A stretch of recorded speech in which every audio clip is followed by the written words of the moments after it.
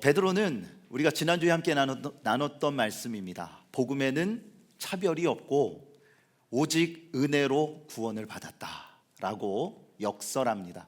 여러분, 율법을 통해서 구원을 받는 것이 아니라 오직 우리가 구원을 받은 것은 하나님의 은혜요 믿음을 통해서임을 우리는 다시 한번 우리의 신앙을 되돌아볼 수 있게 됩니다. 그 후에 바울과 바나바가 소아시아 선교 사역에 대한 결실을 아주 상세하게 보고하게 되고요, 하나님의 놀라우신 역사, 그 은혜를 함께 공유를 하였습니다. 그러자 예루살렘 교회의 수장이었던 주의 형제 야고보가 최종적인 결론을 내리게 되는데, 그것이 바로 복음 지향적인 결정이었다라는 것입니다.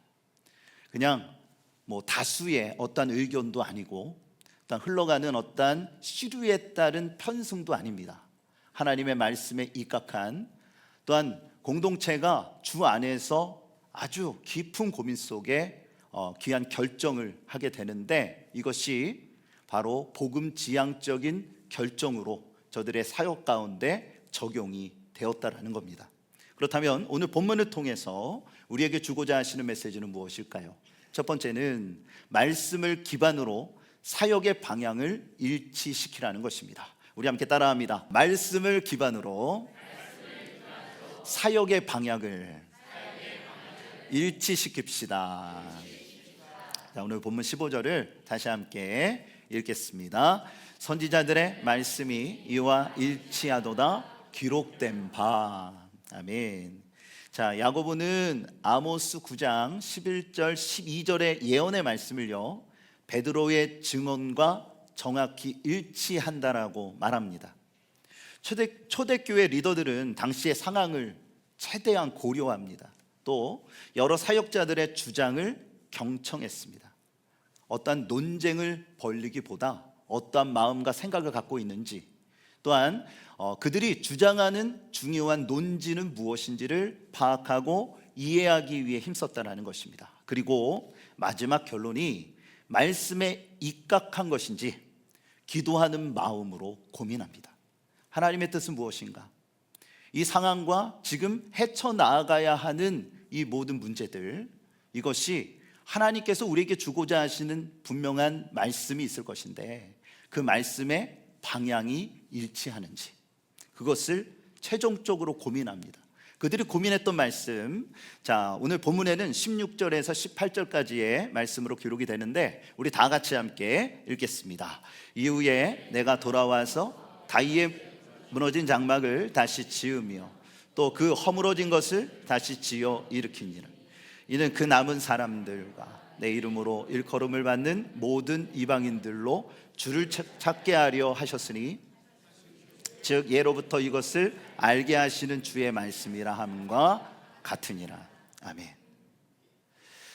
야고보는 이방인 선교가 아모스서의 예언의 연장성에 있음을 확증합니다. 그래서 초대교회는 이방인 선교에 대한 성경적 정당성을 입증하게 되는 거예요. 그냥 이 결정이 이러이러한 결정이니까 그냥 밀고 갑시다, 따릅시다, 이렇게 이야기하는 것이 아니라 아모스서에 예언되어져 있는 이 말씀, 이방인들을 향한 복음 전파, 또한 예수님께서 주셨던 그들에게 위대한 사명을 주셨잖아요. 그게 뭡니까? 여러분, 하나님이 우리에게 주신 계명은 뭐예요? 사랑입니다. 하나님을 사랑하고 서로를 사랑하는 거예요. 그렇다면 하나님이 또한 우리에게 주신 사명은 뭡니까? 복음을 전파하는 것입니다. 표정이 다 처음 듣는 듯한 그런 표정을 들으시면 어떡해요? 하나님이 우리에게 주신 계명은 사랑하는 거예요. 여러분, 사랑하게 힘쓰시기를 바랍니다. 또한 우리가 행해야 할 사명은 뭡니까? 복음을 전파하는 거예요. 그런데 사랑하기는 힘쓰는 것 같은데 복음 전파를 안 하면 그거는 뭔가가 균형이 안 맞는 거죠. 또 복음 전파를 열심히 하는데 그 안에서 사랑의 결실이 없다면 이것 또한 맞지가 않는 것입니다. 이 모든 일들을 온전히 이루어 가야 한다라는 거죠. 그렇습니다. 저들은 이 이방인 선교에 대한 성경적 정당성을 분명하게 확증하고 한 마음으로 이 모든 일들을 결정하여 나아가기 시작했어요. 더 이상의 논쟁은 무의미했습니다. 이에 대하여 그 누구도 반론을 제기하지 않았습니다. 그들의 결론은 이방인들에게 율법의 멍에를 매게 할 이유가 있을까요? 없을까요? 없다라는 것입니다. 그것은 이미 폐기된 예법이고요, 이제 그리스도께서 그들에게 제시하신 새 법을 따라야 한다라는 것입니다. 그러기에 주께로 돌아오는 사람들을 괴롭게 해서는 안 된다라는 거죠. 할례를 받을 필요가 없다라는 것입니다. 오늘 본문 19절을 다 같이 함께 읽겠습니다. 그러므로 내 의견에는 이방인 중에서 하나님께로 돌아오는 자들을 괴롭게 하지 말고. 아멘. 자, 초대교회는 율법주의자들이 주창한 이러한 할례 문제를 명확하게 정리합니다. 이는 교회의 사역 방향을 복음 지향적으로 일치시키는 효과를 얻게 돼요. 교회에서 권위 있게 이 모든 일들을 결정했고 편지를 통해서 전달이 됩니다. 그러면 한 마음으로 이것을 따르고 하나님께서 원하시는 믿음의 귀한 역사를 그들이 이루어가기 위해 힘썼다라는 거예요. 이것은 매우 중요한 일입니다.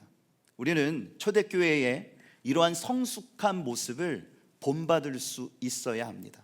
그들은 말씀을 기반으로 사역의 방향을 일치시켰다. 그렇습니다. 저들의 고민, 저들이 이 결과를 얻기까지 어떠한 노력을 했는지, 이러한 부분들을 우리는 면밀하게 살피고 연구하고 본받을 수 있어야 합니다. 한국 교회가 140년의 역사 속에 요즘처럼 쇠락의 경험을 했던 적이 없습니다. 우리 교회의 전성기는 한국 교회의 전성기는 언제냐면 1970년도에서 90년대까지예요. 엄청난 부흥의 역사가, 그래서 교회를 개척하고 믿음 안에서 기도하면서 그 사역을 최선을 다해 집중했을 때 많은 교회들이 크게 부흥하고 일어났던 그러한 시절이 있었습니다.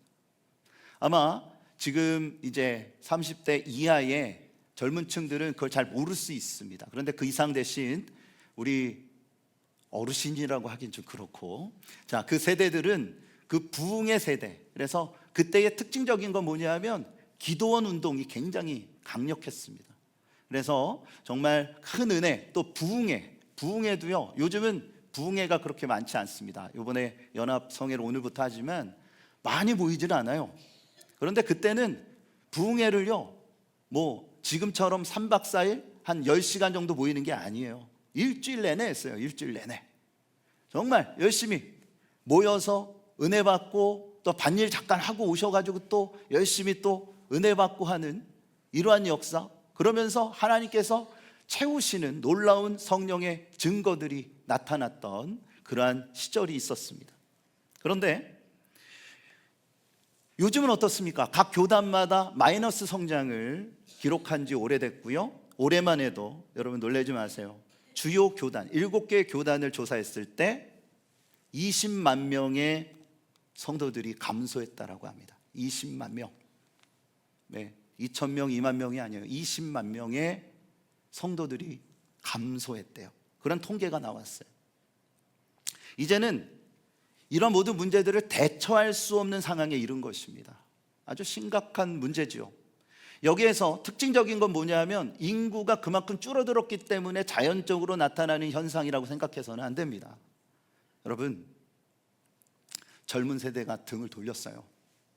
20, 30대를 보면 교회를 떠납니다. 예전에는 자연적으로 고등학교를 졸업하고 이제 사회인이 돼서의 이러한 아이들이 이렇게 쭉 떨어져 나가고 하는 이러한 일들은 자연적인 현상이었어요. 그런데 지금은 신앙생활을 하던 아이들이 언제 교회를 떠날까라는 고민을 하는 시대가 됐다라는 거예요. 참으로 충격적인 일입니다. 우리는 고민해야 합니다. 왜 이러한 현상이 일어났는지, 어떻게 해야 될 것인지. 오늘 본문은 우리 가운데 가르칩니다. 겸손히 기본으로 돌아가라는 것입니다. 겸손히 기본으로 돌아가라. 기본이 무엇인지를 생각하라. 여러분, 우리가 왜 초대교회 이야기를 합니까? 초대교회에 있었던 말씀들을 우리가 왜 연구합니까? 여러분, 우리가 초대교회로 돌아갈 수 있어요? 그럼 그때는 로마 박해의 시대예요. 여러분, 생명을 걸고 신앙생활해야 돼요. 불가능해요. 초대교회로 돌아가자라는 그러한 참 말은 좋아요. 슬로건은 너무 좋아요. 그 이야기는 뭐냐면 초대교회의 신앙의 정신을 우리가 배우고 그 정신을 계승해야 한다는 것입니다. 그냥 시대의 주류를 따라서, 어떤 흐름을 따라서, 어떤 분위기를, 아니면 전체적인 열망과 기대를 충족하기 위한 그런 것이 아니라, 오늘 말씀에서 보니까 그들은 어떻게 해요? 말씀의 정신을, 하나님께서 주신 말씀이 무엇이고 우리가 행하고 나아가는 이 모습이 일치하는지를 고민하는 거예요. 이것이 진정한 신앙과 믿음의 삶이에요. 여러분, 그것을 고민하고 믿음 안에서 하나됨을 지키기 위해 힘썼어요. 바울은 에베소 교회를 향해서 이렇게 권면합니다. 4장 3절 말씀을 함께 읽습니다. 평안에 매는 줄로 성령이 하나 되게 하신 것을 힘써 지키라. 아멘. 평안에 매는 줄로 성령이 하나 되게 하신 것을 힘써 지키라. 여러분, 교회는 평안하여 든든하게 세워져 가야 합니다. 할렐루야. 평안하여 든든하게 세워져 가야 돼요. 그래야지 부흥의 역사와 믿음의 결실을 맺을 수가 있는 거예요. 그런데 교회 안에서조차도 분란이 일어나고 그 안에서 의견이 함께 하나로 조율되지 못하고 서로를 비방하고 아픔과 상처와 고통이 있다면 그 교회가 어떻게 부흥합니까? 부흥할 수가 없어요. 우리를 바라보고 성장하는 자녀들에게 무엇을 이야기하겠습니까? 사탄은 교회를 혼탁하게 만듭니다. 그래서 성령이 하나 되게 하신 것을 분열시켜요. 사탄의 전략은 우리를 편안하게 만듭니다. 그리고 다른 한편으론 정신없게 만들어요. 여러분, 오늘 복된 성일 주님 안에 나와서 우리가 하나님을 예배하잖아요. 일주일이 길었나요? 짧았나요? 자, 질문을 여러분 잘 들으셔야 돼요. 여쭙겠어요. 하루가 기나요? 짧으나요? 짧으세요? 하루가 너무 안 가요. 어떨 때는 너무 안 가. 아우. 그런데 일주일을 지내놓고 보면은 너무 진짜 빨리 지나갔어요. 야, 큰일 났네 라는 생각이 들어요. 각자마다 다 다르실 거예요. 사탄은요, 우리를 정신없게 만들어요. 이 일 저 일 막 생각나고 행하고, 부르는 데는 없는데 갈 데는 많고, 막 여러 가지의 막 상황들이 막 생기게 해요. 그러다 보면 믿음의 리듬을 놓치는 거예요.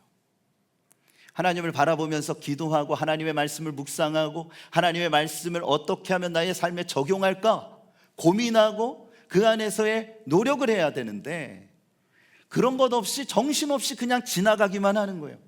예배 시간에 오는 것도 벅차요.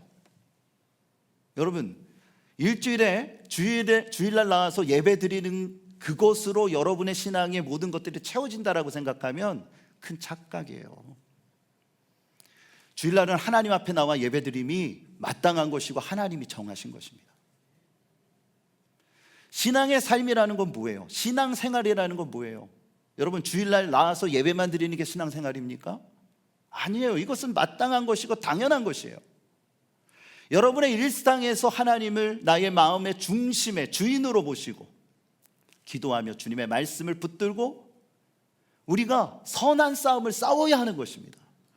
수많은 선택이 우리 가운데 올 거예요. 이 선택을 갖다가 하나님의 뜻에 부합한 것인지, 내가 믿음의 삶으로 정말 살아가고 있는 것인지 고민해야 돼요. 여러분, 사탄의 전략에 놀아나지 마세요. 때로는 멈추실 수도 있어야 돼요. 때로는 쉴 수도 있어야 돼요. 때로는 내 자신을 하나님 앞에 맡기면서 부단히 노력하셔야 되기도 하는 거예요. 일전에 말씀드렸죠. 시간 날 때요?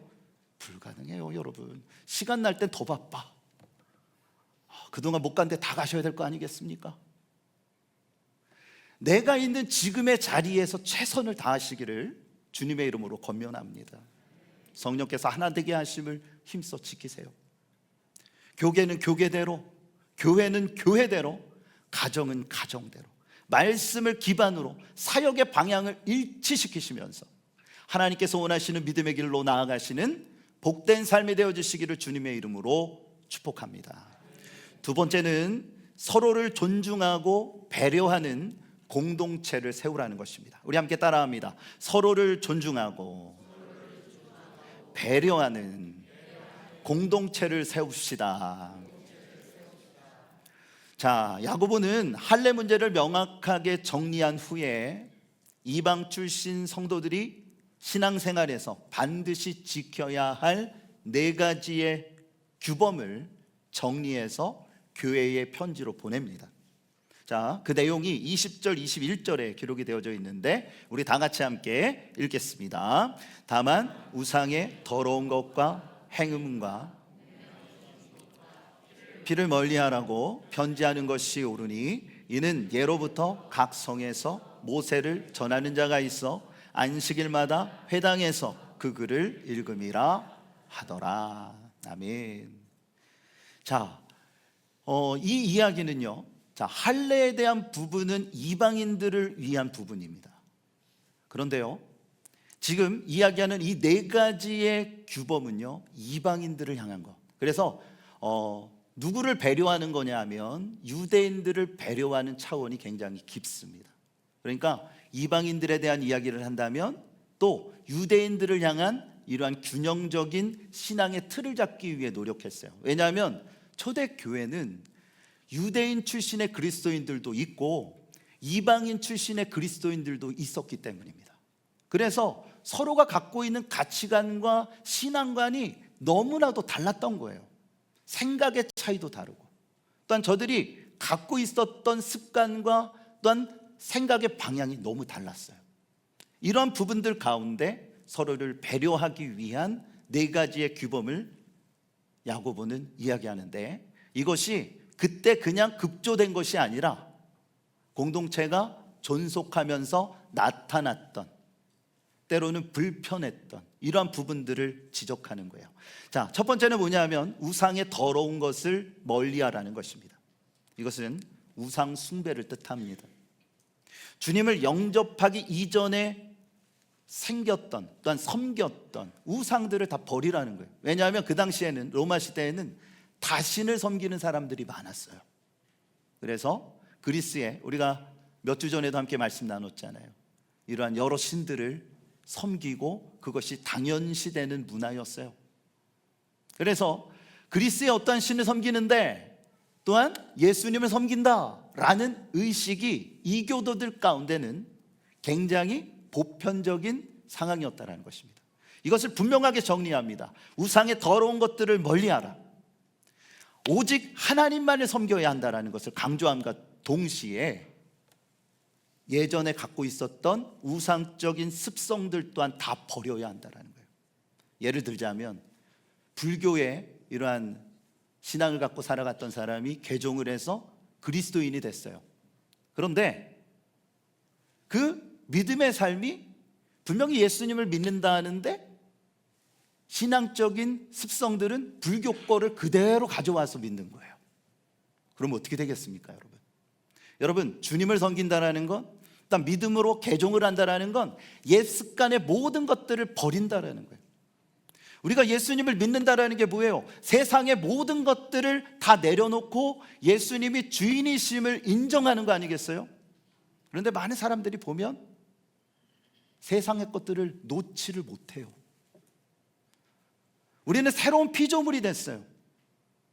그렇다면 주님 안에서 우리의 신앙이 온전히 세워져 가야 돼요. 믿음 위에 우리의 신앙이 세워져야 한다는 거예요. 그런데 그렇지 못하고 세상의 것들을 우리가 갖고 신앙의 삶을 살아간다면 될까요? 안 될까요? 안 된다라는 거죠. 두 번째는 뭐냐면 음란을 멀리하라는 것입니다. 음란을 멀리하라. 음란은 신앙과 윤리적으로 매우 중요한 요소입니다. 그리스도인은 가정을 온전하게 지켜야 돼요. 할렐루야. 여러분 가정을 지키세요. 안 지키실 건가 봐요. 여러분, 여러분의 가정을 우리가 예수 안에서 지켜야 돼요. 최선을 다해서 또한 거룩한 삶을 추구하시기를 바랍니다. 셋째는 뭐냐면 목매어 죽인 것을 멀리하라는 거예요. 이것은 문화적 차이입니다. 유대인과 이방인들 간에 갖고 있는 문화적 차이가 있었어요. 이방인들은 짐승을 잡을 때 목을 매달아 죽였기 때문에 피를 쏟지 않고 그 고기를 먹었어요. 그런데 유대인들은 율법의 규정에 따라서 어떻게 해요? 피를 반드시 쏟아 버려야 했어요. 피는 무슨 의미가 있습니까? 구약에서 피는 생명이에요. 그렇기 때문에 피를 먹어서는 안 된다라는 가르침을 받았어요. 유대인들 입장에서 이방인들을 보세요. 그러면 인정이 되겠습니까? 아우 저 피 먹는 인간들. 표현이 좀 그러네요. 그 안에 내재되어져 있다라는 거죠. 표현을 하지 않는다 할지라도. 그렇기에 야고보는 이것을 지적하면서 이 부분을 함께 노력해 주기를 요구합니다. 네 번째는 뭐냐면 피를 멀리하라는 거예요. 방금의 이 이야기와도 연장선으로 해석할 수 있습니다. 피를 먹지 말아라. 이와 함께 피를 멀리하라는 건 살인을 금지하는 거예요. 당시 로마 시대만 해도요, 주인이 종을 죽이는 것은 아무렇지 않았어요. 법적으로는 금하였지만 암암리의 이 모든 것들을 그냥 넘겼다라는 거예요. 원수를 가서 죽이는 것 당연한 권리라고 믿었던 그 시대예요. 그런데 야고보는 분명히 이야기합니다. 사랑을 말하면서 원수를 죽이는 것은 하나님의 뜻과 반한다라는 거죠. 그러므로 주 안에서 극단을 피하라. 그러한 습성과 그러한 생각을 갖고 살아가서는 안 된다. 그러면 공동체가 어떻게 되겠습니까? 이를 통해서 우리가 알 수 있는 게 뭐예요? 서로에 대한 배려와 존중을 배울 수 있게 되는 거예요. 할례 문제로 인하여 이방인들이 고통당할 때 유대인들은 달래면서 또한 하나님이 주신 말씀이 무엇인지를 그들에게 이야기하면서 분명한 나아갈 길을 제시합니다. 그와 함께 이방인들 또한 부족한 부분들이 있고 배워야 할 것들이 있다라는 겁니다. 그것들을 정리해 주면서 서로를 자극하는 행위를 피하라. 주 안에서 하나를 이루고 믿음의 공동체를 세워간다는 것은 때로는 우리에게 있어서 희생이 필요하고 서로를 향한 존중이 필요하고 그 안에서 일치를 위해 힘써야 한다는 것입니다. 여러분, 지금 이야기했던 이 네 가지 규정은 유대인들이 율법적으로 가장 혐오하는 것들이었어요. 이 부분들을 지적하면서 이방인들도 함께 노력하라는 것입니다. 이것은 말씀적으로 또한 저들의 삶에 있어서의 윤리와 도덕적으로 함께 지키고 세워가야 하는 일이라는 거죠. 문화의 차이라는 것이 참 쉽지 않은 것 같습니다. 제가 미국 생활 한 7년 정도를 하면서 성차 문화가요 참 희한하게 바뀌어가더라고요. 한국 사회가. 뭐냐면 제가 이제 모교회에서 신앙생활을 하고 또 사역을 하고 그러면서 성찬을 했을 때는 제가 어렸을 때입니다. 뭐 그렇지 않냐 교회도 있겠지만 은색으로 된 스텐으로 된 성찬기를 썼어요. 그리고 컵은 플라스틱이었어요. 두터운 플라스틱. 그래서 그것을 닦아서 쓰고 하는 이런 모습들을 제가 어렸을 때 보면서 자랐어요. 그리고 또 어떻습니까? 성찬 빵은 뭐였어요? 그때는 카스테라를 썼습니다. 카스테라, 노란 카스테라. 그래서 그러한 건주를 알았어요. 그런데 미국을 가니까 미국 교회에서 성례를 하는데 너무 다른 거예요. 거기는요 성찬컵을 일회용을 쓰는 거예요. 성찬, 우리 지금 이제 성찬 키트를 지금 쓰지만 일회용을 쓰는 거예요. 그래서 이게 어떻게 된 거지? 하면서 목사님한테 여쭤봤어요. 그러니까 목사님이 하시는 이야기가 뭐라고 이야기하냐면 한국은 대부분 한국 사람들 거의 단일 민족이 함께 모여서 예배를 드리지만 미국은 이민 온 사람들의 사회이기 때문에 인종이 다 달라요. 똑같은 인종 안에서도 갖고 있는 또한 생각과 문화적인 배경이 다 다른 거예요. 그래서 백인들 입장에선 흑인이 사용한 컵을 사용하는 게 말은 사랑이라 얘기하지만 불편하다라는 거예요. 또 위생적인 관념에서도 이것이 옳지 않다라고 생각한다라는 거예요. 그 나라 사람들은. 저는 굉장히 큰 충격을 받았어요.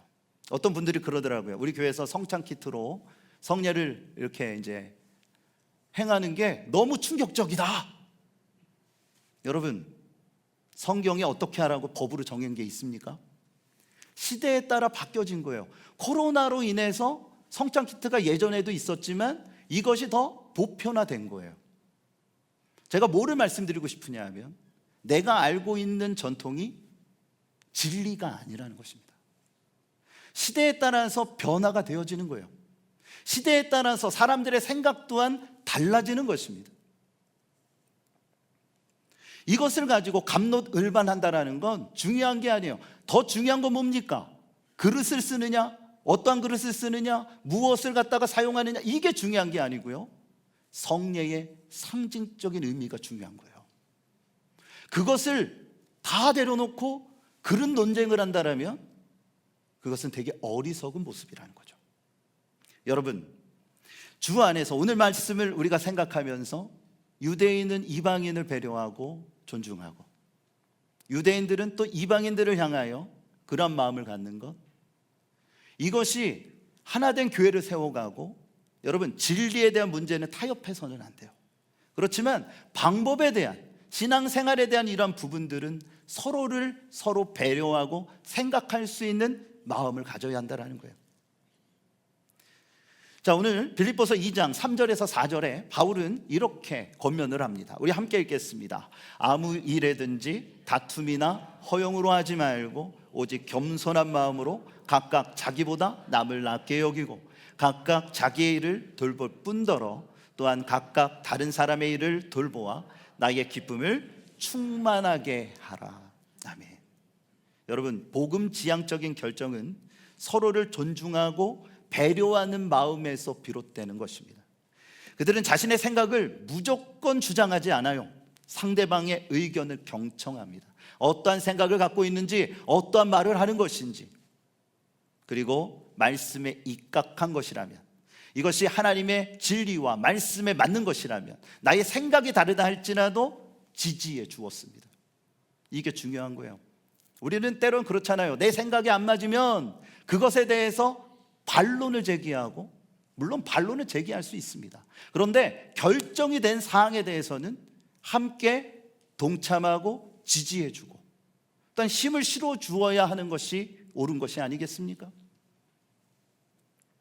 또한 이 일로 인하여 소외당하고 상처받는 사람들이 없도록 최대한 배려하는 것. 그런데 이것이 결코 쉬운 일이 아니에요. 그렇기 때문에 우리는 더욱더 기도해야 되고 믿음 안에서 이런 모든 일들을 행하기 위하여 노력해야 합니다. 그러한 공동체, 믿음의 초대교회는 원활한 소통을 통해 아름다운 결실을 맺기 위해 힘썼다라는 것입니다. 요즘 한국 사회와 교회를 바라볼 때 소통의 부재에 대한 이러한 현실, 갈등과 오해의 골이 점점 깊게 패어져 가는 모습을 바라볼 때 참 답답합니다. 어디에도 상대에 대한 배려와 존중은 찾아보기 힘듭니다. 내 주장만을 세우고 이것이 옳다라고 말합니다. 젊은 세대가 왜 교회를 등지는지, 세상은 교회가 뭐라고 이야기해요? 상식이 통하지 않는데요. 저는 이 이야기가 너무 충격적이었어요. 무슨 뜻입니까? 말이 통하지 않는다라는 거예요. 이거는 어떤 문제냐면, 여러분, 우리가 복음을 전할 거 아니에요. 누구한테 전할 거예요? 말이 통하지 않는다라는 사람들한테 복음을 전해야 돼요. 그렇다면 뭔가가 문제 있는 거 아니에요? 소통과 우리가 나아가는 이러한 방향과 이미지가 문제가 있는 거예요. 그렇다면 인지를 하고 함께 노력을 해야 되는 거 아닙니까? 우리들만의 리그, 우리들만의 교회, 우리들만의 어떠한 상황을 세워가고 만들어간다는 건, 이것은요, 여러분 생각해 보세요. 여러분 몇 세까지 사실 수 있으세요? 금요일날 제가 여쭤보니까 다들 웃기만 하셨는데, 한번 여러분 몇 세까지 사실 수 있을 것 같아요? 진짜요? 10년 뒤에는 어떻게 될까요? 20년 뒤에는 교회가 어떻게 될까요? 여러분들, 이 자리에 없으신 분들이 분명히, 죄송한 말씀이지만 있을 수 있어요.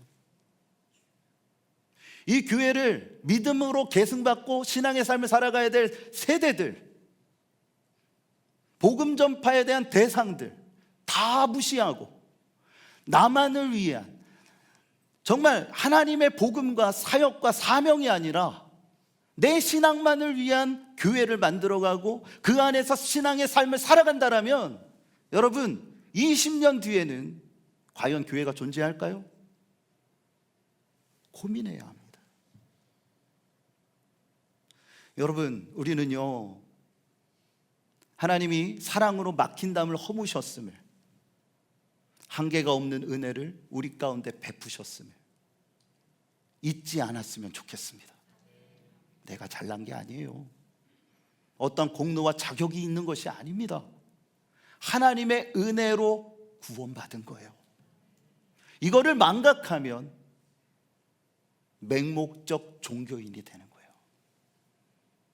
그리스도인이 아니에요, 여러분. 교회는 열려 있어야 돼요. 문턱을 낮춰야 합니다. 나의 생각을 자꾸 바꿔가야 합니다. 제가 요즘 느껴요. 우리 부목사님들과 세대 차이를 느낍니다. 제가 굉장히 젊어 보이는 것처럼 여러분이 보이실 수도 있는데, 저만의 착각일 수도 있지만 우리 부목사님들은 10년 이상 차이가 나거든요. 그런데 제가 사역했었던 그 시절과 지금은 너무나도 달라요. 제가 옛날에 머물렀던 생각을 가지고 우리 부목사님들에게 대하고 또한 사역을 진행하면 맞을까요? 안 맞을까요? 당연히 안 맞아요. 여러분들, 시어머니들 며느리랑 맞습니까? 불가능해요. 불가능해요. 시대는 바뀌었어요. 사역에 대한 배경과 환경이 달라졌어요. 그런데 옛날에 갖고 있는 그러한 생각을 갖고 그거를 뭐라고 말해요? 꼰대라고 합니다. 꼰대 목사가 돼서 사역을 이루고 어떠한 것들을 이룬다고요? 여러분, 목회는 팀워크이고 그 안에서 이야기를 들어줘야 되고 함께 또한 존중하고 또 힘을 실어주고 함께 사역을 감당해야 되는 것이 아니겠습니까? 여기 부목사님들이 없으니까 제가 자신 있게 말하는 겁니다. 지금 골로새서 3장 12절에서 14절에 바울은 이렇게 권면합니다. 우리 함께 읽겠습니다. 그러므로 너희는 하나님이 택하사 거룩하고 사랑받는 자처럼 긍휼과 자비와 겸손과 온유와 오래 참음을 옷 입고, 불만이 있거든 서로 용납하여 피차 용서하되 주께서 너희를 용서하신 것 같이 너희도 그리하고 못 사랑을 더하라. 이는 온전하게 매는 띠니라. 아멘. 긍휼과 자비와 겸손과 온유와 오래 참음, 이것을 옷 입으라. 그런데 모든 것들이 다 좋은데 그 중에 하나가 더 필요하다라는 거죠. 그게 뭡니까? 사랑이라는 것입니다. 여러분, 긍휼과 자비, 겸손히 행하지만 사랑이 없는 건 뭘까요? 율법주의입니다. 율법주의자예요. 이론만 잘하는 거예요. 겸손하다 할지라도 사랑이 없는데 어떠한 일을 행할 수 있겠습니까? 내 자신의 의만 드러날 뿐이라는 겁니다. 어려서부터 소아마비로 목발을 짚고 다니던 소녀가 있었어요. 1950년대입니다. 60년대를 지나면서 소아마비, 목발을 짚고 다니는 소녀는요, 사람 취급을 받지 못했어요. 그 당시에 굉장히 무시하고 멸시받는 그러한 환경. 너무 어렵기 때문에 잘 몰랐어요. 집 앞에 혼자 앉아 있는데 골목을 지나던 엿장수 아저씨가 힐끔 이 아이를 보더니 다가와서 미소를 띄우며 괜찮아 하면서 깨엿 2개를 주더래요. 그 당시 어린 마음에 괜찮아 라는 말이 무슨 말인지를 몰랐대요. 그런데 뭐를 줬어요? 깨엿 2개를 준 게 너무 기뻤던 거예요. 그러면 어때요? 혼자 날름하고 먹어요? 또 동생들이랑 나눠 먹잖아요. 옛날에 껌 하나 가지고도 어떻게 하셨어요? 엄청난 경쟁률. 시꺼매졌는데 심지어는 어떻게 해요? 벽에 붙여놨다가 먹고. 저희 시대는 그러진 않았는데, 예, 입에 넣었다가 입에 넣은 것도 또 몰래 훔쳐다가 먹고 막 그랬잖아요. 그가 성장을 하면서 괜찮아라는 의미가 무엇인지를 아는 나이가 된 거예요. 너무나도 무시당하고 힘든 나날의 길을 걸으면서 슬퍼했던 그때에 괜찮아라는 그 말이 위로와 응원이 됐대요. 큰 힘이 됐대요. 그래서 포기하지 아니하고 하나님께서 주시는 은혜 안에서 자신의 길을 가는 그러한 사람이 될 수 있었다라고 합니다. 그 소녀가 누구냐면 수필가이자 영문학자였던 장영희 교수입니다. 서강대학교 교수고 작고하셨습니다. 이 장영희 교수를 희망의 전도사라고 불렀는데요. 왜냐하면 그가 쓴 글들이요, 많은 사람들에게 용기와 희망을 줬대요. 힘들고 어렵지만 그럼에도 이 세상은 하나님의 은혜 속에 살만한 세상입니다. 낙심하고 좌절하지만 희망을 잃지 마세요.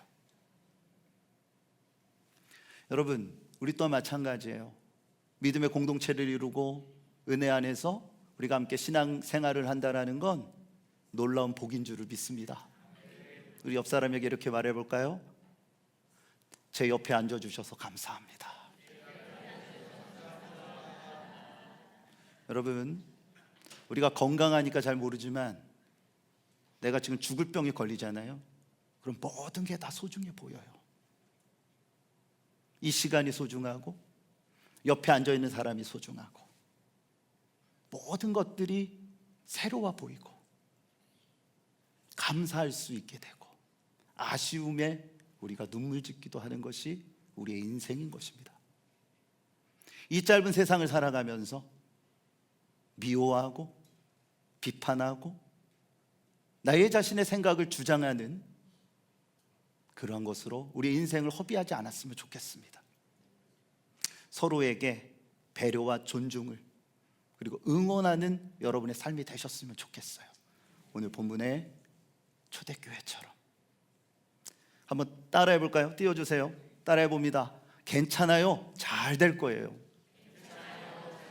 자, 이제 연습한 거니까 우리 옆 사람한테 응원해 줬으면 좋겠어요. 함께 합니다. 괜찮아요. 잘 될 거예요. 그만하면 참 잘했네요. 오늘보다 내일이 더 나을 겁니다. 우리는 마음이 항상 그런 마음을 갖고 있잖아요. 그런데 표현을 못해요. 말을 해도 꼭 땅바닥 쳐다보고 얘기를 해요. 그런데요, 지긋이 사랑하는 마음으로 함께 은혜의 자리에서 이 사명을 감당하고 서로에게 용기와 희망을 줄 수 있는 것만으로도 얼마나 복된 일인지 이루 말할 수 없어요. 요즘 제가 새벽마다 이런 말씀 드려요. 웃으면서 하루를 시작했으면 좋겠습니다. 웃으면서 뭐 그냥 철천지 왼수라고 어떤 문제가 있다고 얼굴 찌푸리면서 자, 웃는 연습 한번 해보겠습니다. 얼굴도요, 웃는 근육이 다르대요. 한번 연습해보고 옆 사람을 바라봤으면 좋겠어요. 자, 아니 벌써 보지 말고 성격 급하신 분들은 자, 얼굴 근육을 푼 다음에 그 다음에 한번 따뜻한 미소를 날려주세요. 함께 예, 시작. 여러분, 웃으면서 또한 예배를 마치고 세상을 향해 나가셨으면 좋겠습니다.